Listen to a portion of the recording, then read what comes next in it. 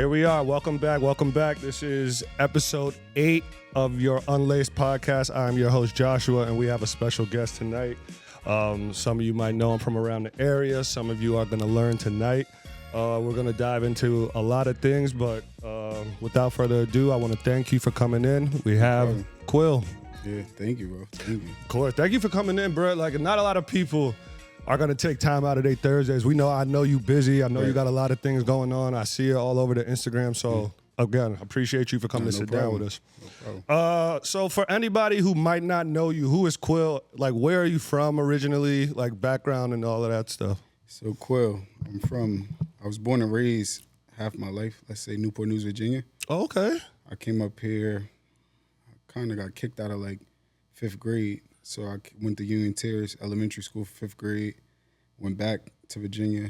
I failed 7th grade, came back, went to Trexler Middle School, and I graduated from Allen High School. So I've been out here ever since. Okay, so originally it's like Newport News. That's like where your family's from. Like you still have family down there and stuff. Yeah. Still take visits down there, all that good stuff. So because I feel like everybody like that lives here now has some sort of family in the South somewhere. Like my absolutely. family is more South Carolina area, but that's dope. I didn't even know you were from Virginia. Yeah, but what Quil is from is Allentown. Allentown. That's I'm not one where of those home kind is. of people that I grew up somewhere else, right? I became a man in Allentown, so Allentown is where I should be from. That's where I became a man. So I'm not one of those kind of people that still try to act like, I'm from Virginia, I'm from Virginia. Like Virginia's home, you understand what I'm saying? But I became a man in Allentown, so that's where I claim. That's where I'm from. Got you. I got you. And what was that like growing up in Allentown? Like, what were the things you were into? Allentown was faster than Virginia, so okay. It was more city-like. So that was the first time I had to learn how to walk to school. It was that first time having cell phones, all that texting going on. Yeah. Sidekicks and razors and Oh stuff my was God, in, yo, you So remember the yeah, razor? so I'm going back to Virginia kind of like fast. Like I come from house phones, so when I go back home to visit summertime and stuff like that, I'm one of them kids that got a cell phone. Yeah, it's looking pretty fast. It's a culture shock kind of thing. Very culture. Only thing I would say was a little bit different, like down south. When you grew up on Air Force Ones, it seemed like down south was a little faster with the Air Force One's phase. So I used to come up here with like Air Force Ones from Virginia that nobody had. That's interesting you say that because I'm originally from New York, but I grew up in the Poconos. Okay. And the thing that was faster about New York was the mixtapes. Like they would get the mixtapes and all of that stuff faster than we would get it. So I would come up here with like things like Dipset mixtapes and all that stuff. And they'd be like, yo, where are you getting these from? And it's like, you are what you're accustomed to and like your surroundings and stuff like that. So that's crazy that you said Air Force One. So was that a catalyst for like fashion in Virginia and then you bringing that here? That was like a Gucci shoot us. And that's why even when I came out with like that first Air Force One that I designed, I wrote on the box like, these were my luxury shoes, like growing up. Right. These was my Gucci. These was my Pradas. Yes. Like going to school for the first day with Air Force Ones, you like that. That's a fact. You have to have Air Force Ones. You have to. And then summer, holiday break, you got to come back with another one. Yep. So is that how you did your school shopping? It was like that halfway through. Yeah, I did the same. And then, but in Virginia, when I came up here, I had to transition from high top Air Force Ones to low tops. I was just about to ask you that. So there was a difference in style from Virginia, and were you conscious of that back then, or is that like a looking back thing? I wasn't conscious of it because wearing Air Force Ones out there is just wearing Air Force Ones. We call them fatheads. So if you had a pair of fatheads, I've never heard that before. It don't matter highs, lows. He was one of them ones. Right. But coming up here, it slowly transitioned into just low tops. Okay. Like, and I could say like high tops used to be a thing too, because I remember when I came up here, people was like tying their jeans in their shoe. They was tying their hoodie strings. That was a thing. Leaving it unzipped. Yep. So putting a t-shirt over your hoodie. Yes. So it was like stuff like that. So it slowly like faded out, like high tops in general. So. Yeah. And people don't even know that mids were a thing. Air Force One mids people thought those was the high tops, and no, the high tops are the ones that have like the strap highest, around the highest, thing, yeah. and you could put it to the back. But in Virginia, we just call those high tops. The mids is high tops. Yeah, so no, it's the same thing up here too. But I think people are even confused. They think the mids with the little Velcro on the side, they think those are the high tops. When No. you get into fashion, then you know. You can separate. Those are mids. Okay, that's dope. That's like Jordan and Jordans. Like, you know, it's different. That's right? a real thing. Like, don't pull up Team Jordans. It's not going to work. See, okay, but back in the day, Team Jordans was dope. It was like a when they thing. had like the Eddie Jones, like It was a thing. There was a real thing, and I think people are like confused Phase because his way out. Yeah, because we can even go into like the Dub Zero Jordans and stuff like that. That was a thing. It was. But let you pull up these days with Dub Zeros, Oh my with God. SpongeBob on them. Six You're rings. Done. You're done. Yeah. Finish. So, I don't know where we got out of that phase. Like the whole retro kind of took over the actual like team school issued shoes, and they used to be all right, like LeBron Soldiers and all of that stuff. Like, I'm not saying like for a fashion standpoint, but there was some people that could pull that off. Absolutely.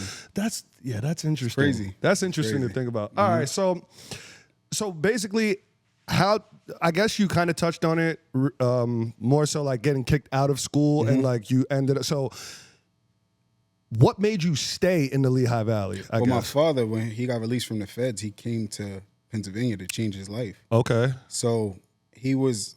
That's what I had as far as like disciplinary. Like, you want Quil to be straight? Yeah. You want him to listen to somebody? Yeah, you're going with your dad. Gotcha. You're out of here.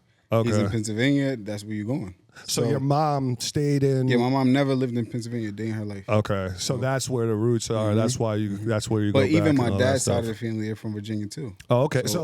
But him wanting to get his life straight, he moved up here and then he took you with him. So even okay, you spend your adolescence, your teenage years, your formative years in Pennsylvania. When you finally of like an age to where you can say, I can move, I can go back, I can do anything, what made you stay in Allentown? I mean, I tried it, right? I tried it.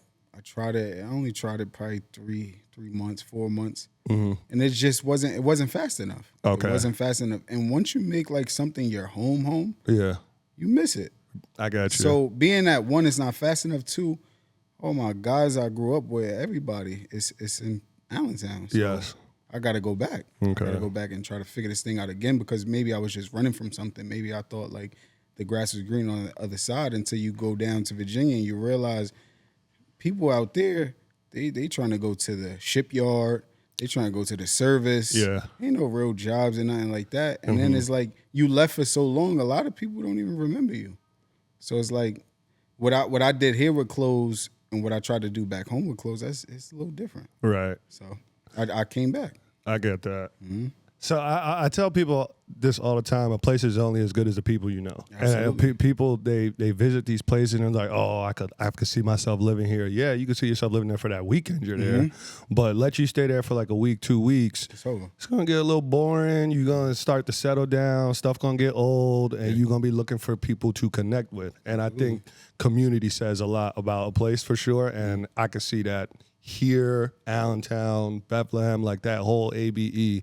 So that's kind of cool that you. So I guess so. Immediately graduating high school, what were some of the, I guess, aspirations, or did you even have aspirations at that time? So graduated out of high school, I was one of those people that was into like all the negative things, right? So, but I always was into fashion. Right.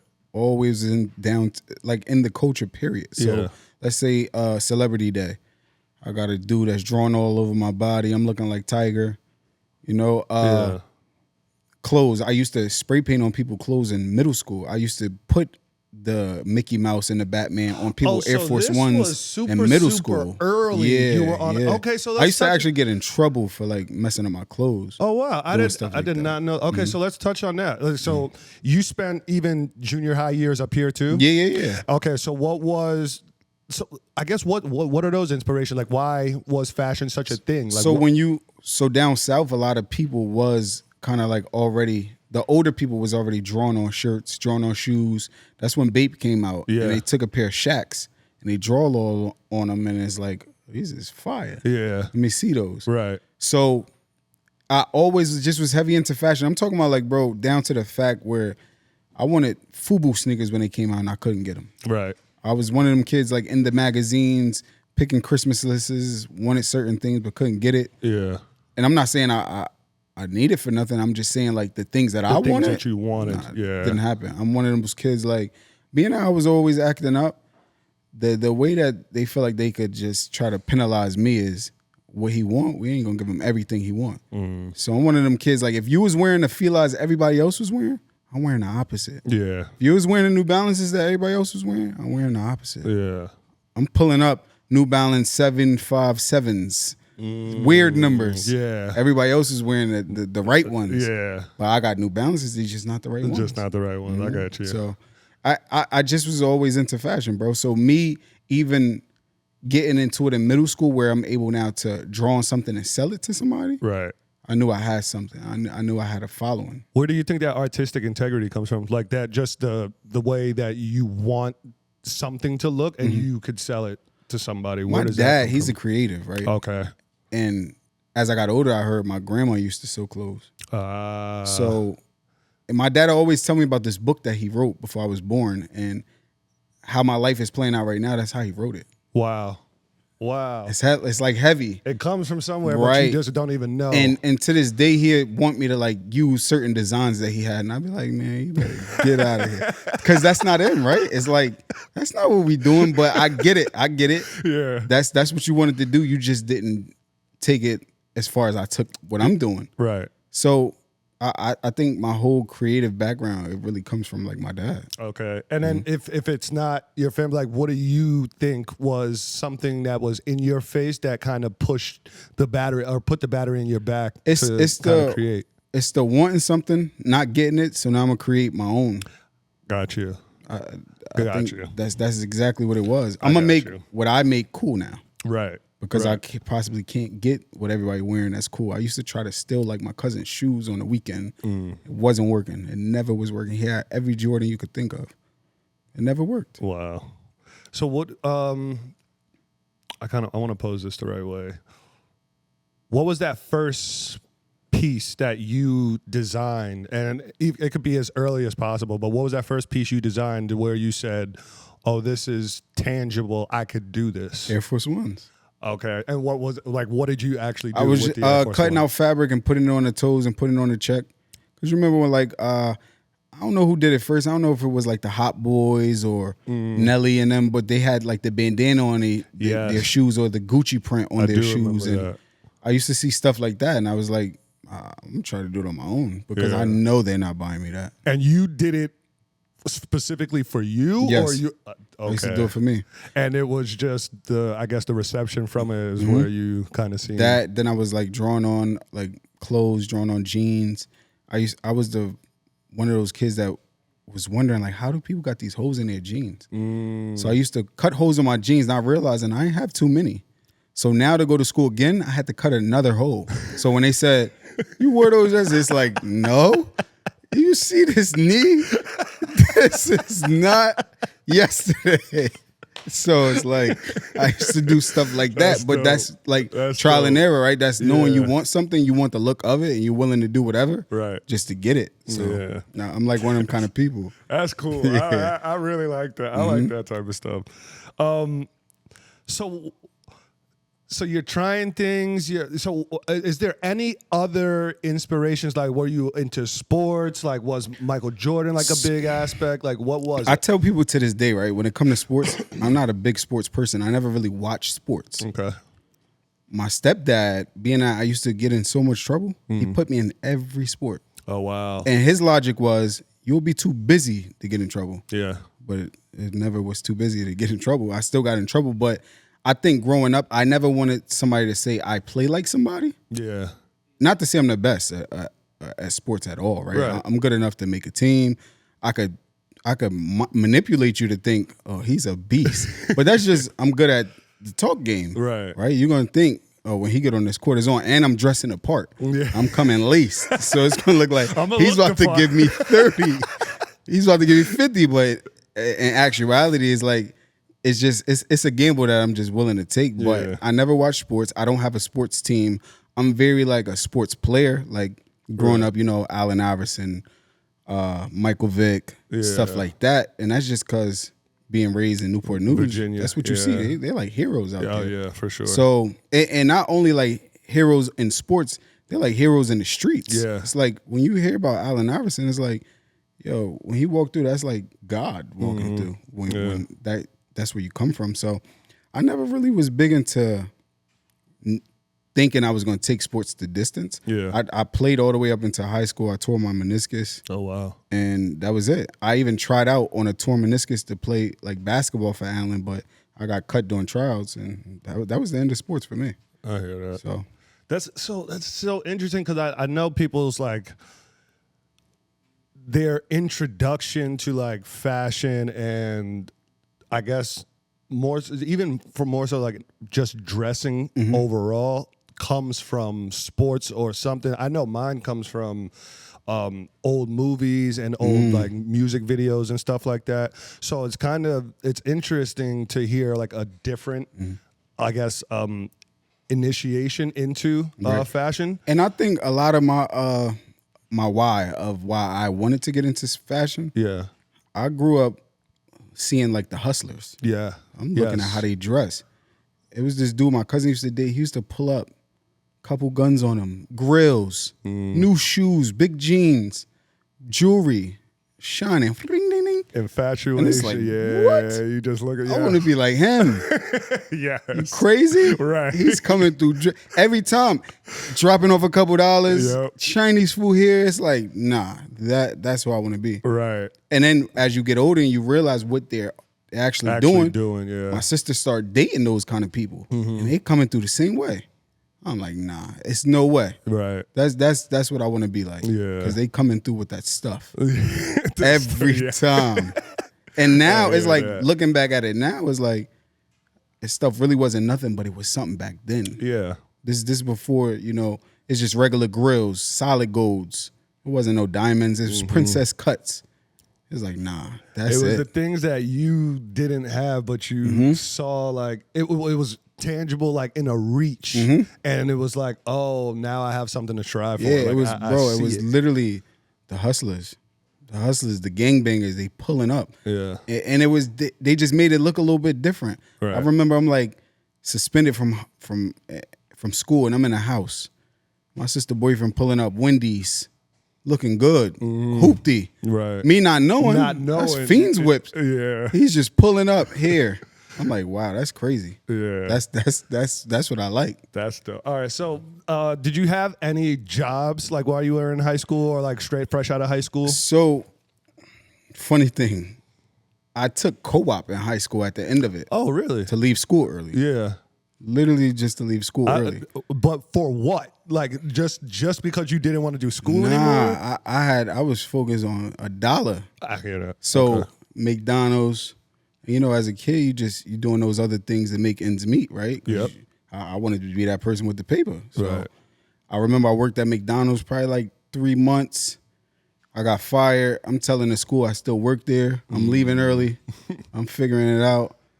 They asked me for they needed like check stubs or something like that. So now I had to find another job. So then I started working at this warehouse. It was like Kellogg's or something like that, DSC. Okay. I'm working there with the homies. Every time I worked somewhere, the homies was there. Right. So it was just field day. So now I'm at Kellogg's and I'm working there. And by the time I finished up with that and I finagled my way through that, I was already graduating. So yeah, that and matter of fact, after that, I did Wendy's for like a month or two, and that was only because somebody had to plug to get me that job. Yeah. But that's where my work history kind of stopped. And it was always a thing of like, I want for myself and I don't see myself working for anybody. It was always entrepreneurship. Got you. So what was that first step that you took towards full entrepreneur, like actually starting a business? Let's say that. You start off the wrong way first. Walk us through ahead. Walk us through. I need to You know start it off the all. wrong. You start off the wrong way first. You're a street pharmacist, right? Yes. Yep. And then Yep. you got to take that money when you start understanding the business and how it goes. After certain people tell you need this amount of money to do this and that, and it seems untangible. So even from that, from when you start in that world, was it always a dream of the fashion, or was this the standard at that time? It was the stereotype of what I seen. Okay. I'm growing up, older cousins that's like brothers to me. Yep. They selling, other stuff. They selling CDs. I'm one of those little cousins that they're giving me every opportunity. Yeah. Even when I wasn't supposed to be doing something, I'm doing it. My cousin is figuring it out for me. Yo, do this, you bring this back. See, anything you could think of, I could have sold. He gave it to me, and I messed it up every time. I was that little cousin calling like, "Well, could I?" And to the fact, he like, "You burning me out." Right. Basically, like in other words, like you, and then he just cut me off. It was so much money messed up. He just cut me off. Right. But to this day, like we're like thick as thieves. Okay. But that was the first person that actually, like, as a kid, and I'm talking about like I'm teenager kind of, and it's like, if you want to do this here, if you think you could do it here, you think you grown here. So I'm staying at my aunt's house. I'm selling CDs here and there. I'm chilling with the homies. I'm selling other stuff here and there. It's like this is going good. Right. I just forgot the fact I was supposed to pay somebody back. I thought it was all mine. I thought, and being that little cousin is like, I just never thought like they'd do nothing to me. Okay. You're just never gonna do nothing. You thinking it's family, it's not supposed to I'm good. You know what I mean? Because in my back of my mind, I'm thinking, he do something for me. How is he gonna explain to my mom what he did? There's no way. I feel that. It's like free game. I might as well just keep messing it up. Yeah. And it wasn't my goal to mess it up. Right. I think that was me stepping into like entrepreneurship at a young age. Yeah. Just being on your own and, you make this much money, you pay this much money back, you do it again. Yeah. But nobody never taught you how to save. I got you. So I got you. That was my first step at a young age. Okay. And so where does the shift come? Like how long does this happen? Or how long does this take? I started my clothing brand. It's in my notepad at the end of 2012. So I had the clothes made 2013. Okay. Where how far after high school is this? I graduated in 2012. Oh wow. So you was right out I was the gate. Right to it. Wow. Right to that's so interesting. Okay. Yeah, and it started off like kind of as like playing around. Like you just seeing what you could do. So I remember I had like 3 items made. So did you have a name for the brand at it was that called time? Good Guy. Okay. From the jump. From the jump. I knew being that I was into all the wrong stuff, I wanted something that I wanted the world to view me as. Even when I'm doing the wrong stuff, oh, good guy. It's like, speak on that. Where does that come from? So it was like an oxymoron, right? Right. Because if I'm doing all the wrong things, I'm still in the streets. I'm gangbanging this and that. But I'm coming out with something called the good guy, especially with that face. I came out with a white man face that the world may perceives a good guy to look like. But it's like, it's me. Sick. I'm the one behind it, but you would never know unless you knew me. Yeah. And then I came out with like a winking eye face, and it's like immaturely, in my mind, I'm saying I'm selling boy, I'm selling girl. When you just said the winking face, now hearing the backstory, I completely get it. And that's my biggest thing about brands is, do you have a story? Do you have a story? Wow. That Even just blew my crazier, mind. right? When I was giving people their clothes, I was using like a stamp, and I was stamping the bags with like a stamping a name. And it was a brown paper bag. But people probably didn't even understand the logic then. That went over their head. But it was like, this is the product. This is how it comes. This is how you get it. So. And what were those first 3 items that you made? It was a hoodie, a crew neck, and a t-shirt.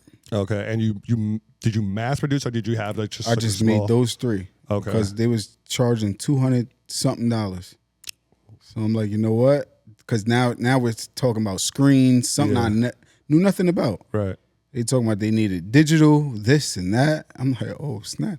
But then it clicked to me. I remember my dad, when he wanted to come out with like a motorcycle brand, he had this dude named Tony Duncan that used to do all his graphic work. So I just reached out to him. I'm like, hey, I'm going to sketch something up. This is what I need. Could you make it for me? And then he came out with it. Have you, so just to hear you say that, sketch something, like, was that always a thing? Like, Yeah, you I always always been was into drawing. Always. Where does that come from? I don't know, bro. Being on punishment. Shit. Being in your room. It doesn't come from like your infatuation with like a comic book or like cartoons. My dad know how to draw, but it's literally like, yo, bro, that was my outlet. Like just drawing. I remember going to the bookstore when you was a kid. Yeah. And you wanted all them how to draw a car, how to do. I wasn't getting none of that. So it's like being on punishment. You just sit in your room. I had something to do. I was a rapper. I was a artist of just drawing. Yeah. That's why I just spent a lot of my time doing all that stuff. I've been grounded before. Like you ain't been grounded like this. I messed around, been grounded every other week. I swear I was grounded for like a whole summer. I was grounded every other week. But like, my thing is, we've all been on punishment, right? But I can't say that I've been on punishment. I just taught myself how to draw. Like, bro, you know what I mean? Like listen, that's one of the things. Like I'm envious of people that could draw because it's one of those things that I want for myself and for everybody around. Like my wife, she's an incredible like drawer, but she doesn't do it for a profession. But her brother does. But when I found out she could do it too, it just blew my. I was just like, oh, so that's like you inherit that or something, bro. I spent so much time on punishment. I'm drawing. I'm thinking I'm writing a book.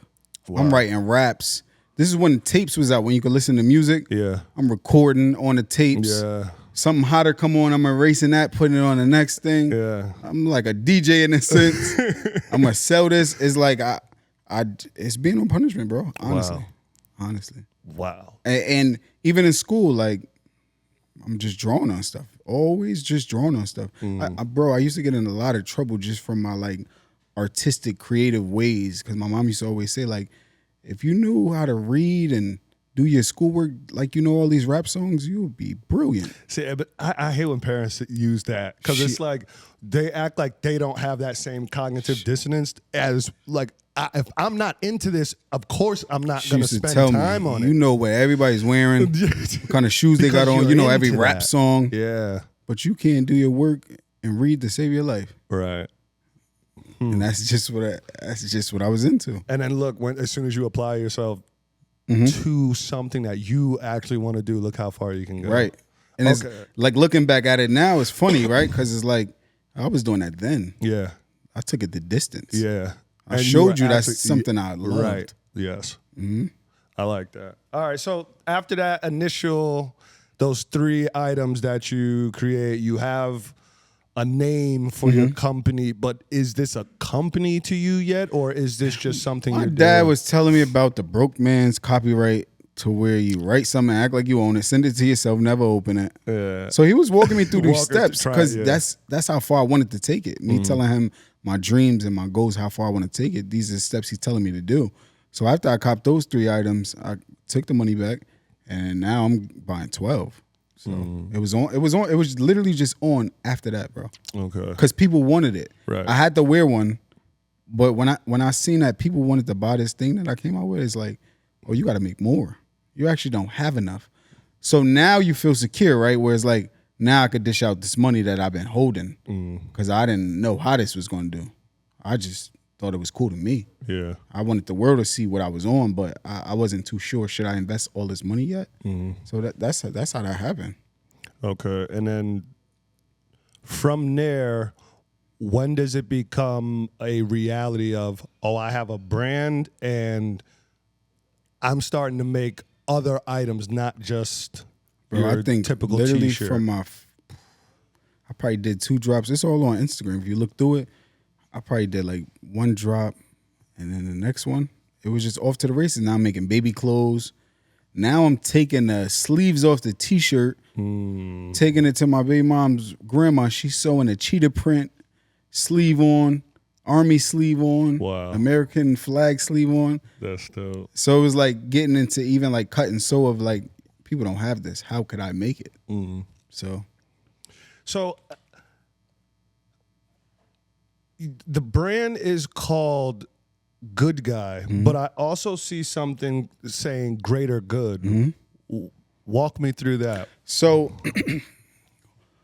when you get into any kind of game, right, and you love it and you want to take it the distance, you have to do your research, right? Yeah. I studied Ralph Lauren. I'm watching like his fashion shows, stuff like that, and I'm always asking myself, how is he Ralph Lauren, but he have Chaps, Pink Pony, Rugby, Purple Label? I'm like, he's smart. But when you still wear Polo, even that's a name, right? Yeah. Even when you wear Polo, it's still Ralph Lauren. Right. So I just took a page out of his books and thinking Nipsey Hussle, right? You think the marathon continues. He's talking the world. That's something that the world could relate to. So I thought of the name Greater Good because now we're still using GG, Good Guy, GG. So I said, you know what? When I rebrand this thing, I'm going to use Greater Good as the household name. Yeah. And I'm going to have subcategories under it. So it goes Greater Good, then it goes Genuine Garments, which is the luxury part of it. Then it goes Good Guy, then it goes Good Girl, then it goes Generational Guidance, and that's where it stops. And it's all GG. Right. So no matter what GG you have on, is up to you as that customer to explain that to somebody. Like, no, it's Greater Good, but this is a Good Guy piece, or this is a Good Girl piece. Yeah. This is Generational Guidance. And then I always wanted to do nonprofit.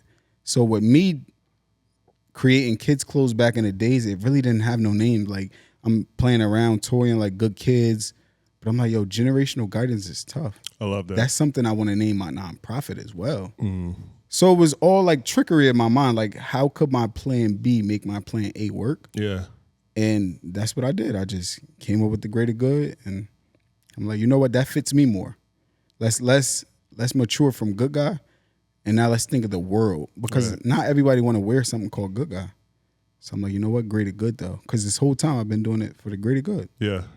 So that's how I came up with that. I really like that. So what does that, how does that play into your community work? Like where do you become community minded? I just, to know me is to love me, bro. And it's like, I always just been into that stuff. Always.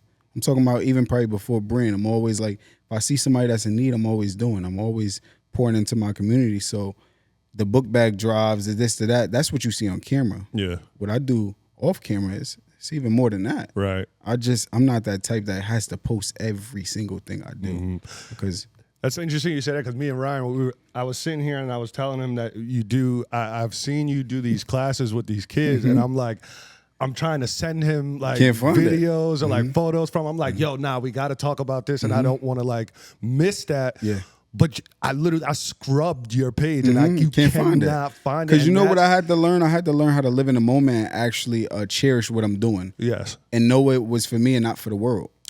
So in a marketing standpoint, I'm probably losing, right? But internally, as a human, as a man, I'm winning. Because I didn't do it for nobody else but for me and for them. I didn't do it to show the world, hey, look what I did. Right. That's not what this is for. At the end, maybe you'll see it, because everything is kind of like documented. But as far as like in the heat of the moment, what I'm doing, I've been keeping it all to myself. Can you speak on that a little bit? Because I do want to like know about that, and I want people to know about that, because that is it should be highlighted, and I get the reason why you don't, but I think that's important for people to know that somebody of your stature that has a business, that has clothes, that travels, that is well-spoken, a person of the community, gives back, that you are in these circles and you are touching the kids' paws, you are doing the right things, and it may not be highlighted and people may not know, and I just want that to be highlighted. So can you speak on the things that you are doing? So let's say I'm the ambassador for the new store called Jones, right? I got Generational Guidance. I got Greater Good still going on. I'm a fellow for Promise Neighborhood. I sit on different boards. I'm a father. It's nothing that I don't do, kind of. I do it all. I just don't post it. Like, even when I say I'm a father, it's up to you to know if I got kids or not. Right. Because I don't post them. I'm done with that. I'm done with putting them in front of a camera, making them pose. They're sick of it.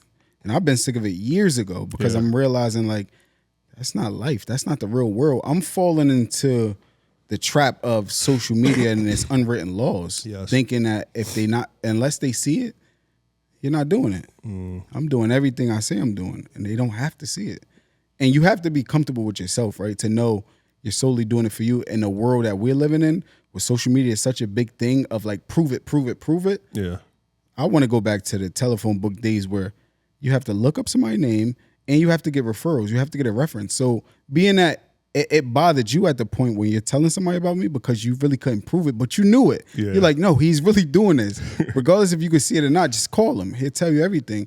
I want to go back to that word of mouth that like, no, you're really doing it. And you're doing it because that's what you love to do. You're not doing it for the recognition. You're not doing it for the fame. You're doing it because this is your passion. This is what you love to do. And that's just where I'm at in life. So you won't see what kind of car I drive. You won't see nothing personal. You might see my dog here and there, but that's as far as it's going to get. You're going to see some jokes. You're going to see this drip. You're going to see these kids here and there when I post them from Generational Guidance. But other than that, all personal stuff, I'm learning to keep it to myself. Right. Cherish what I got. Don't let the internet dictate what you can post, how you can post people for their birthday. If you're not posting somebody for their birthday, that's not your friend. Call them. That's the time I want. Yo, happy birthday. I just wanted to give you that energy. Right. Because what's a post? Right. Post, but to the world it's like, oh, he posts me, he loves me. It's like, nah, that's not energy. I'm gonna call you, I'm gonna pull up on you like we used to do back in the day. Yeah. That's love. Yes. So that's just where I'm at. And I feel like everybody should be on that time. But in a sense of marketing, if you could capitalize off the internet, do it. Do it because it's a bag there. I'm just at a point where, man, I'm gonna get the bag. I'm gonna get the bag, but I'm gonna do everything I'm gonna do it on my terms. Yeah. I'm not gonna do it because you say you wanted to see it or you needed to see it. No, I'm gonna do it when I want to do it, how I want to do it. I love that. Thank you. So how does that go into you having a class of kids, and what are you teaching them, if you even want to go into that? Like, so, what is that about? So when I came up with the concept of I wanted to teach kids how to make clothes, it came from because my first cohort that I ran, I was mentoring these kids that they wanted to do music. And one of my closest friends, he had a studio. So I'm taking them to the studio. I'm literally listening to them record music for 12 weeks straight. I'm feeding them. All the way up to like, even when the class is over, one of my kids, he wanted to go to Cheney. I'm going to Cheney with him. Wow. For like what is the thing when you're just walking around in school? Orientation. I'm there at orientation with them. Yeah. I'm really in tune with these kids. So I'm like, yo, the next one, being that I did something for them, let me do something for me. Yeah. Because there's a lot of kids probably out there that want to do clothes too. Yeah. So I'm like, you know what? I'm going to teach them how to make clothes. I'm going to teach them how to design and the whole fashion aspect of it, the retail side of it, the marketing side of it. Designing anything you want, I'm gonna teach you. So I said I'm gonna do it, and I did it, and now I just teach them everything about fashion. We do quizzes. I love We do it all. That's fire. So that I guess that ties into the generational guidance thing. That, I kind of read your mission statement, and I've always been a proprietor, like a sole proprietor of the Each One Teach One. Absolutely. I love to give back. One of my biggest things when I stopped playing baseball is I went and volunteered at the American Legion that I played for in the summer, and I didn't want any money. Like, they tried to pay me, and I was like, nah, I just want to learn so I could actually go coach a high school team, which I ended up doing, but it didn't serve me at that but it served me at the time. Like, it was a purpose. So how do you see this expanding, this generational guidance? Being that, like, to touch on what you say about the Each One Teach One, everything that I learned it in a different time of my life. So Each One Teach One, for me, I learned it through gangbanging. So now when I teach kids and I tell them, no, it's us. It's unity. It's we're going to take this to the top. We're going to master everything that we want to do. I see generational guidance as being like huge. I'm not just stopping at clothes. I'm talking about like when we could scrub the neighborhoods, walk around, feed people. Bro, the sky's the limit for generational guidance, because when we talk about generational wealth, we're talking about something we pass down. Yeah. So when I talk about generational guidance, I'm literally saying I'm going to start from high school and it's going to trickle its way down all the way to elementary and into the daycares if need be, because I'm going to teach you something that you can give the next, that you can give the next. And that's just how I'm on it for generational guidance. And that's what I'm standing on. I'm going to teach it from the top and it's going to trickle down to the bottom. Okay, let's switch over to Jones. What is Jones? Where did that start? How did that become a thing? So Jones, it started from my girlfriend Megan Cologne, and we're trying to come up with a name for like, what could we name a store, because she always wanted her own store. Was that the first store you had? Was Jones, or you had your own? I had my own store. Okay, so I'm sorry. Let me backtrack, because I thought that was the actual initial store. You had your own store called Good Guy. Good. I didn't know. And then when I rebranded, I call it Greater Good. Okay. All right. So, and you were selling only your clothes in there? For a minute, I was selling only my clothes, but then I started dibbling dabbling to like the luxury. I was selling Kith, Hellstar, gallery department. Anything, denim tears, anything you could think of, just like with sneaker boxes. Yeah. That's what Good Guy became. Okay. Just in a smaller scale and a sense of space. Got you. But once I seen what I was doing, I'm like, yo, this could be bigger than this. But then as a creative, right, it's something called a creative curse, where you always battling yourself in your mind. So one day you want to do this, the next day you want to do that. So when I started selling other brands, in my mind, I thought, dang, I'm forgetting about my own brand. I'm losing it. I gotta, matter of fact, let me cut this out and stick back to my own brand, because this is what needs to be big. These people are already big. Yeah. I'm trying to get to where they at. And I did that. But so when we started Jones, we like, what could we do to have meaningful impact, just like a Kith? Because that's one of like her favorite stores. So we traveled the world. We done been to a lot of Kiths. I'm talking about from Hawaii to Italy to a lot of places, and we see the ambiance, and it's like when you're there, you just feel a part of something, like you're buying into something, right? And I know that too well with starting my own brand and people feeling a part of what I got going on. So we're like, let's come out with something, let's give it a double entendre, and let's take it to the roof. So Jones is actually, it just went in line with her first son and her daughter, which is Julian is her son, Olivia is her daughter.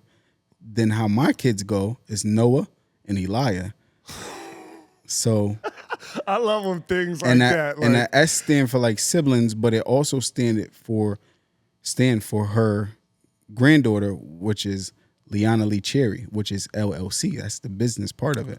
Oh shit. So that's what Jones is. It really has a meaning. You know, I and for some reason, and this could be one of like maybe like just the psyche playing into it. I thought it was like a play on like Love Jones. So it's that too. Okay. It's that kind of Jones. It's the Jones of an addict that they have when they want something. Yeah. It's so many meanings. Shit. So that's what happened, because I'm one of those kind of people that believe anything without meaning holds no value. 100%. So this has to have a meaning.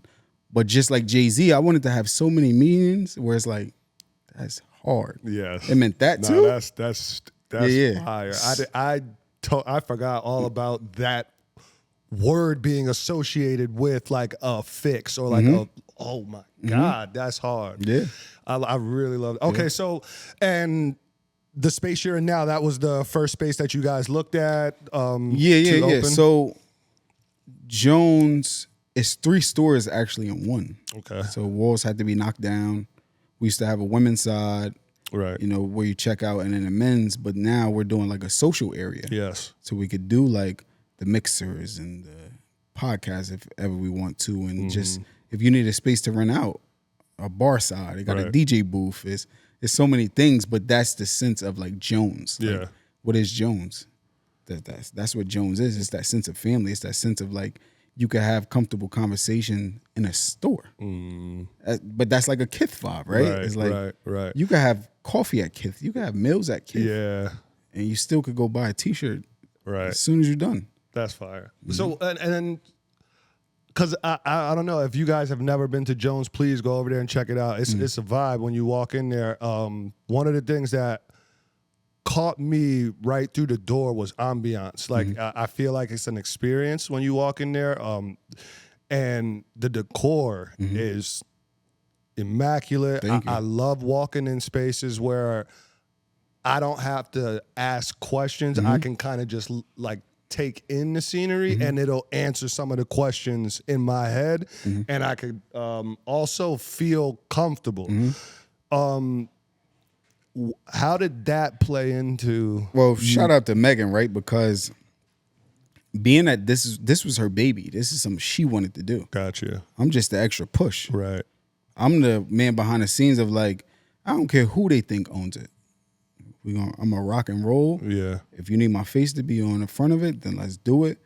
But even up to the grand opening, Yeah. I want it to be wild when I seen it because she did everything. That's okay. I only helped with like certain pieces, like the steps. It needed the mirror had to get broken up, so I fixed the steps. But other than that, everything was her. Everything. Shout out Megan. Shout out Megan. I didn't want people to think like she don't have her own identity or creativity. 100%. Because it's easier to stick me somewhere. Like if I'm standing here right now, somebody just walk in and you're like, welcome to Sneaker Box. I'm like, yo, Quil, you did your thing, boy. Yeah. And it's like, no, I right. did not do this. Like I didn't do it. Yeah. So I want to give her like her recognition of she did it. Everything you see, bro. Every single thing you see. That's fire. And did it. I'm glad you said that because I've worked with Megan on one experience. I was a stylist for the fashion show that she did, and I remember the first meeting we had. She was just so detailed, and she had like a spreadsheet, everything that she organized had to laid out. the T. Oh my God! Just the attention to detail. It made me a lot more excited to work with her and to keep working with her. It was so crazy that even after we finished. And she showed me the collection that you guys had. I said, "Listen, I don't want no money. I don't want anything. I just want to be I want to be intentional around it. I don't want you guys to have to just put this out and people come. No, let's use the models that you already had, like that. Just everything about that was crazy. I really appreciated it. And even that fashion show, right? I think people was expecting through it to see me more. Yeah. And when they didn't see me, I definitely did. But see, that's me letting her steer her own boat. Right. This is your thing. This is something you wanted to do. Right. I'm going to be here to, if you need help, how does this look? How does that look? But do your thing. Yes. The world has to see you for who you are, your creativity, your own brain. You don't have to be a backup dancer in my movie. Right. You're the opening act. Do your thing. So, yo, bro, I missed that fashion show because I took my kids on vacation. Yeah. And so happened is it was supposed to be before the fashion show, but the date changed and I didn't realize it. So I'm literally wasn't even posting because I wanted to see everything. Yeah. While I'm on vacation, it's like, damn, I missed the movie. Yeah. When people tell me about it, it's like, but that's her, right? She did her thing. Yes. Because if it was me and I wasn't there, you'll feel it. You can't even tell I wasn't there. The energy was just crazy. I get that. So to switch gears a little bit, how does mentorship and relationship building play into everything that you're doing now? Like the everyday now. So what I give people is everything I wanted as a kid. I wanted that big brother. I'm the oldest of 8, youngest of 1, and that's just my sister on my mom's side. So that's how I got into the bullshit. Yeah. The streets, the this, the that, the gangbang. You're the because first one through I the was door. looking for a big brother. You can't really talk to your dad about certain things and your mom about certain things. My cousins is way older than me. Yeah. They got kids now. So growing up, I just wanted that big brother, and I don't know how I was gonna get it, but the first little bit of love I felt that it was the right leadership, I was taking it. Yeah. It just so happened to be in the streets. So when I think of mentorship and everything now, I give these kids a real model, not a role model. I don't just play a role. I am who I say I am. You can come to me, we can talk about anything. Unless it harms you to the fact of like, I need to tell your parents, we're good. Yeah. Let's talk. Because I might save you from something. Right. Because I was probably one of those kids that needed to be saved from something. I just didn't know who to talk to, right? So mentorship is a lifestyle to me because it's every day. I have people from a young age to an older age that really values my opinion. So mentorship for me is just, like I said, it's an everyday thing. So what do you hope for kids to gain through your program, your mentorship? I hope that they gain self-identity. They realize how dope they really is. It's important. Mm-hmm. It's very important. I hope that they see what I see in them when I look at them, right? Yeah. Because I think that's one of my gifts. I see in people what they can't see in themselves. So when I'm trying to pull it out of them, I hope at the end of it they really hold on to it and be like, nah, I am dope. Right. I am somebody. So that's just my goal. When it's all said and done, I want you to be able to look in the mirror and be one with yourself. I got you. One thing that I like about you, and it's I'll say for a personal from a personal standpoint, when I look at other business owners and the stores and the spaces they create, the creativity aspect of like creating a space, I like that you travel to these shows. You're in these places, you're in these stores, you're meeting people, you're talking to people. Why do you feel, or why do you even do that? Like, why do you go to Paris Fashion Week, New York Fashion Week? It's Why do back you go to to like pop-ups? that creative curse I was touching on, right?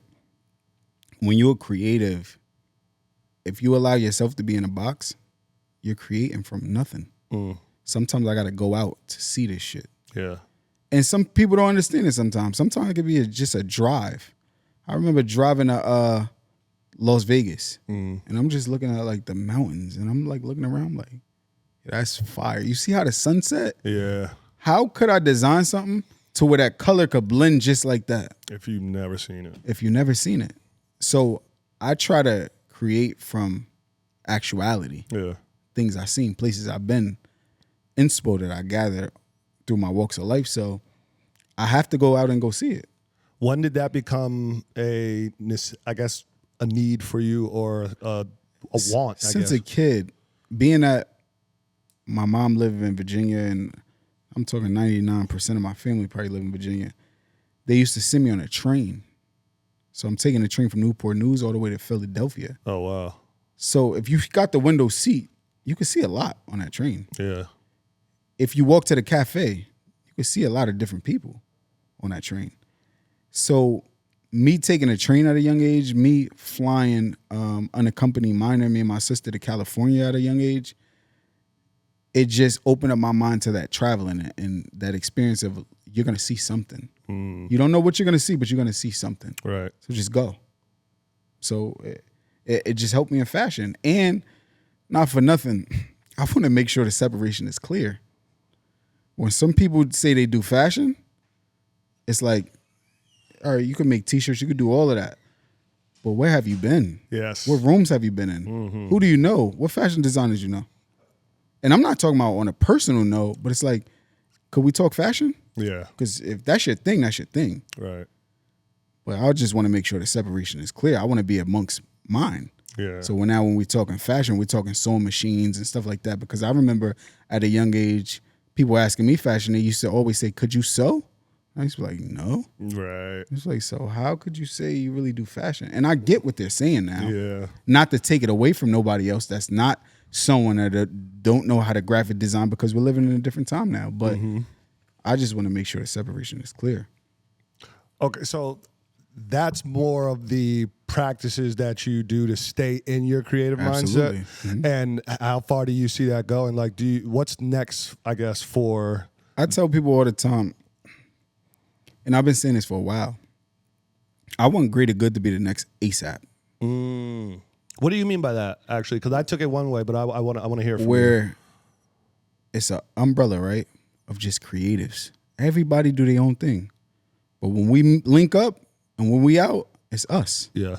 They see us for us. It's not like one-man show. They don't just know Quil. No. If you do this, I do that, let's come together as a collective. Yeah. It's like, nah, this is greater good. But you have your own identity. Right. You don't have to just be in the background. Right under the umbrella. Right. Yeah. Okay. Look at Yams. I was about to say that. People don't understand that ASAP Yams is the head of ASAP, and he pushed Rocky because he knew that Rocky was the star. But you also got Nas, who dressed his ass off. Also, wasn't even a rapper at the time. Like, honestly, he was just in the fashion. And then Ills. People don't even know who Ills is. He'll be around here sometimes. That's fire. I did not know that. But I've met Ills before in Soho before. Like, so it's then you got the Barries. And it keep going and going and going. Yeah, it's a bunch of them. But they was ASAP. Yes. They was brothers. Yes.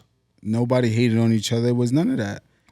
But what I realized when you live in a small town, it's too many chiefs and not enough Indians. Everybody's not gonna understand your concept of what you're trying to do. They're gonna look at it like, oh, he's just trying to build his own thing up. Right. When it's like, no, bro, when my light shine, I don't want my light just to shine on me. It can shine on all of us. Yep. Now, what you do with that opportunity, when that light shine on you, that's on you. Yeah. Don't blame me because when I pass you the ball, you didn't make the shot. You didn't even attempt to shoot it. Right. But now it's my fault. So that's how I look at greater good. That's how I probably even look at generational guidance, because it's all the same thing. If you think about it, when I broke that down, I got women, men, and kids. Yeah. It's the world. Yes. So I'm not just honing in on like, good God, we're just going to do men. No, we're talking about the world. Yeah. So. Personally, I love some of the designs and just the creative aspect of it, because it's not. Sometimes it's super subtle, and maybe I'll only catch it, and it'll be like something special or endearing to me. Right. How do you stay fresh on like creative ideas and like creating new garments, product? So, being that when I was younger, I wanted to be a rapper, right? And you start thinking about those double entendres and little verses people drop. It's a lot of creativity even in that. Yeah. So I always try to create with a meaning behind everything I do. Sometimes I steer off from it because I'm just being a creative. I just think this shit is hot. Not to say it always has a story, but I always try to give it a story. So like, let's say as of lately, I've been getting into like the vintage pieces. Yeah. And I'm taking a Tupac t-shirt and I'm changing his chain from a Death Row to a GG chain. Yeah. I'm just trying to give you of what my vintage would look like if it was vintage. Okay. If I was living in that time, and maybe if I was a Death Row, then that's how it would look, right? So I'm still trying to keep up with that storytelling. It's just looking a little bit different, but I normally try to create just from stories. Like we could talk about Jay-Z. I remember he said, I'm looking at his something about he's looking at somebody and they smiling, but their eyes saying, pray for me. I drew a shirt up like that years ago and never dropped it. That's one of my favorite Jay-Z songs too. In the person's eyes, it really said, pray for me. Yeah. But that's what he said. That's so what he says, right. You have to be like a creative to take something you hear and to make it visual. Like even when he said, survive the drought, I wish you well. Do you know I drew so much stuff? So hard. I drew a person giving somebody a note card of I wish you well. I drew wishing well. Yeah. I drew everything that I could have thought that he was saying. I created. I brought it to life. But that's what you have to be. You have to be vigilant, if that's the word for it. Just in every aspect of creating fashion or just creating. You can't create from emptiness, bro. So there's things that are most of the things you create are things that are like endearing or important to you at some point in your life. And even like capsules, like when I dropped like the Nipsey Hussle, Dr. Sebi, Malcolm X, Tupac, that was like dear to me. Yeah. Because of what the back of it said. It's like I try to create something to where when you wear something, you're gonna get stopped and they're gonna say, who did that or what does that mean? Yeah. Now you gotta explain it. Yeah. So I'm like one of those kind of people. I don't always want to answer those questions. Right. But if I create something and I can tell you what I created, you got to spread that word. Right. And so now the world might have a whole different meaning from whole what you, different meaning. Yeah, I got that. Yeah. I like that. That's dope. Yeah. That's dope. I never knew that. Yeah. All right. What's something people misunderstand about you? A lot of people say like I'm standoffish or like I'm unapproachable. And I think it's just my demeanor, but until like I open my mouth, I don't know. They just don't think they can speak to me. I'll give you that. I'll give you that because it's like you do carry yourself a certain way, and maybe that's just you. Because people just have that natural demeanor and that natural like, oh, I'm just not fucking with nothing today. Like, but I remember our first time meeting each other. I walked into Jones and it was just like you just felt like a calm presence, like a really like cool, down to earth, and like you let Megan take over, and like you stayed off to the side, and I was just like, that's dope. I was like, because you didn't try to immerse yourself in the mean or nothing, and it was like, but you was there. I thought that was like the coolest shit ever, and mind you, when I was leaving, that's when you stopped. You was like, "Yo, let me take your man." Like that's when we got. So I always remembered that, and I was like, he knows how to let somebody else shine in a room when he's there. Absolutely. A lot of people don't have that characteristic about him. So I did want to give you your flowers on that. That was dope. Thank you. But so is that kind of one of the just one of the only things, or is I think that's the biggest thing, right? Okay. Or they think I know. They think I know everything, or they think I won't give the information that I do know, so they don't ask.